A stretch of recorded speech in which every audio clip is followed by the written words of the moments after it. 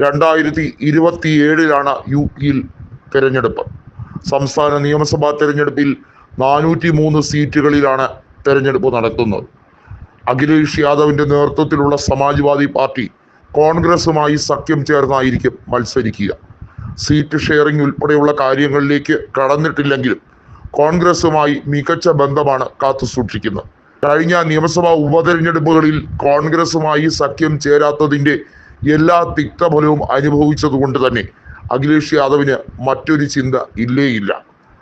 ലോക്സഭാ തെരഞ്ഞെടുപ്പിൽ കോൺഗ്രസുമായി സഖ്യം ചേർന്ന അഖിലേഷ് യാദവ് 37 സീറ്റുകളാണ് സമാജ്വാദി പാർട്ടിക്ക് വേണ്ടി നേടിക്കൊടുത്തത്.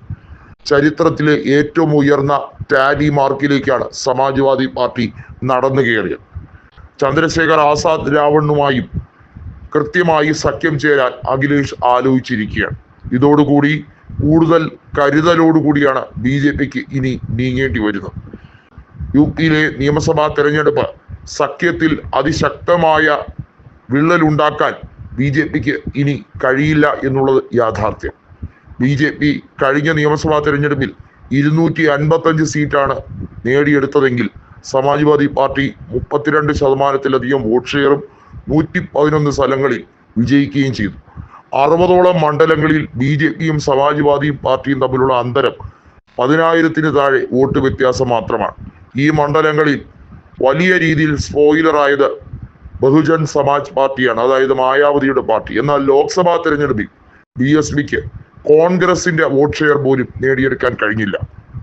9% വോട്ട് BSP മൊത്തത്തിൽ എല്ലായിടത്തും മത്സരിച്ചപ്പോൾ നേടിയെങ്കിൽ കോൺഗ്രസ് 17 സീറ്റിൽ, അതായത് ലോക്സഭയിൽ 17 സീറ്റുകളിൽ മാത്രം മത്സരിച്ച കോൺഗ്രസിന് മൊത്തം വോട്ടിന്റെ 9.5% നേടിയെടുക്കാൻ കഴിഞ്ഞു. ഇതാണ് അഖിലേഷ് യാദവിനെ കൂടുതൽ ചിന്തിപ്പിക്കുന്നത്.